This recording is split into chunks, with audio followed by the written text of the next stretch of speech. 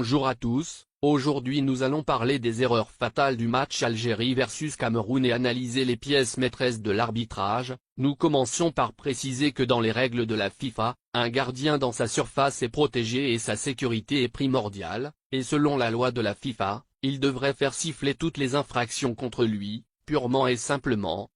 Aucun joueur offensif n'est autorisé à entrer en contact avec le gardien de but directement ou indirectement.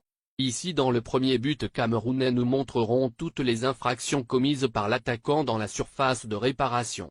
Il y a trop de fautes dans une seule action et elles ne peuvent pas être considérées comme des erreurs humaines ou des erreurs d'arbitrage courantes, mais plutôt dans un esprit logique. Ces fautes sont délibérément ignorées et négligées par un arbitre de classe mondiale désigné par la FIFA et autorisé à arbitrer un match éliminatoire de haut niveau pour la Coupe du Monde. Pousser un défenseur contre son gardien de but doit immédiatement entraîner l'arrêt du jeu et récompenser un coup franc à la défense. Le gardien de but dans la surface de réparation a tous les droits et le temps d'effectuer un jeu sur le ballon sans être contacté. De plus, pousser agressivement un défenseur par le cou est un jeu très dangereux, qui devrait recevoir un carton jaune. Un joueur offensif entrant en contact avec le ballon dans la main est automatiquement sifflé pour une infraction. Un gardien de but qui perd l'équilibre à cause d'un contact est un coup franc automatique selon les règles. Après la mise en œuvre de la VAR, l'arbitre est tenu d'examiner toutes les actions douteuses qui mènent à des buts, mais ce n'était pas le cas dans cette action. Si le VAR ne fonctionnait pas pendant cette action, cela est considéré comme une erreur technique et relève de la responsabilité de la FIFA. Si tel est le cas, c'est un très bon point en faveur de l'Algérie. Une action visible à l'œil nu ne nécessite pas de révision VAR, cependant, le VAR est tenu d'appeler l'arbitre, pour révision s'il manque une action, comme cette main claire ici dans la surface de réparation. Nous pouvons clairement voir le contact avec la main sans aucune obstruction. Le ballon atterrit clairement dans son avant-bras. Cependant, cela est considéré comme une erreur courante de l'arbitre, à moins que, comme nous l'avons dit précédemment, le VAR ne fonctionne pas. Encore un bon point pour l'Algérie. Passons maintenant à un contact net dans la surface de réparation, et examinons comment le contact s'est produit et si le défenseur a touché le ballon ou le pied de l'attaquant. Basé dans l'espace du ballon et du pied de l'attaquant, il est impossible pour le défenseur d'entrer en contact avec le ballon, donc, c'est un penalty, il a fait trébucher l'attaquant. Encore une fois, où est le VAR ici? Dans cette prochaine action, nous examinerons une autre main évidente. Et encore une fois la question: où était le VAR? Qu'a fait l'arbitre et pourquoi l'action n'a pas été examinée? Sous différents angles, nous pouvons voir clairement le ballon toucher la main du défenseur et même rester collé à la main pendant quelques secondes.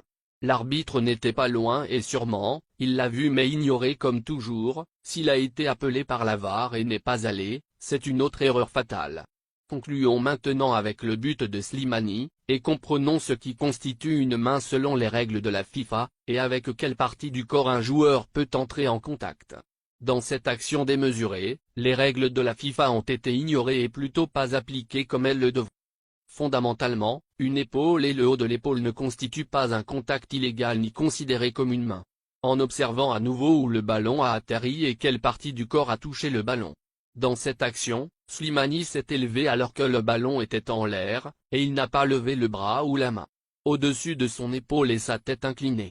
À plusieurs reprises, nous pouvons clairement voir la balle au-dessus de la partie du corps considérée comme une main dans les règles de la FIFA.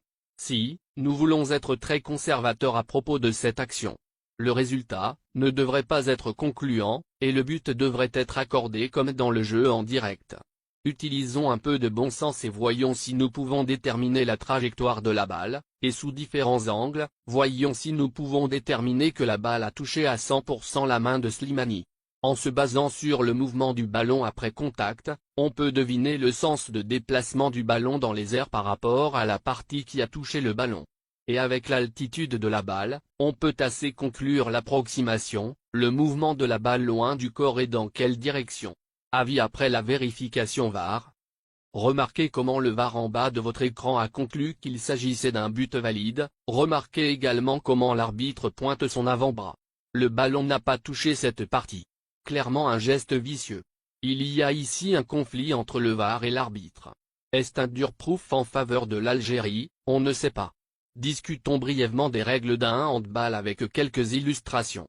L'IFAB définit la limite entre l'épaule et le bras comme le bas de l'aisselle. Tout ce qui est en dessous est considéré comme un handball, intentionnel ou non, cela n'a pas d'importance. La définition de la loi 12 pour le handball, selon laquelle le bras se termine au bas de l'aisselle. La loi sanctionnait un joueur pour handball si le bras est clairement éloigné du corps et en dehors de la ligne du corps. Le joueur se penche clairement dans la trajectoire du ballon. Le ballon parcourt une certaine distance. Le ballon touche une main à un bras clairement levé au-dessus de l'épaule. Dont rien de tout cela n'était dans le but de Slimani. Sur cette photo, qui n'est pas un handball. C'est une action similaire à Slimani, si nous avions le même angle. Regardez attentivement, où repose la balle et quelle est la légalité du contact. Même si le ballon glisse légèrement vers le bas, il n'est pas considéré comme un handball selon la loi. Enfin, parlons du litige actuel et de ce qui devrait arriver et quelles en sont les ramifications. Dans le cas de l'Algérie, les organes juridiques de la FIFA devraient déterminer si le match a été arbitré équitablement ou s'il y a eu des erreurs excessives qui ont fait pencher la balance en faveur d'une autre équipe et ont rendu le match injuste. Ou s'il y a simplement eu des erreurs courantes sans fondement. L'organisme juridique doit contacter les témoins dans ce cas, les arbitres et le VAR, revoir le match et, plus important encore, enquêter sur tout contact entre les arbitres et les équipes. Ils sont également tenus d'écouter toutes les communications entre l'arbitre et le VAR. Déterminer ensuite, si le match doit être rejoué, aucune autre action n'est nécessaire et le Cameroun se qualifie toujours, ou même dépouiller le Cameroun de la qualification et la donner à l'Algérie. Dans tous ces scénarios après le verdict, les deux équipes ont 21 jours pour faire appel de la décision contre eux auprès du TA.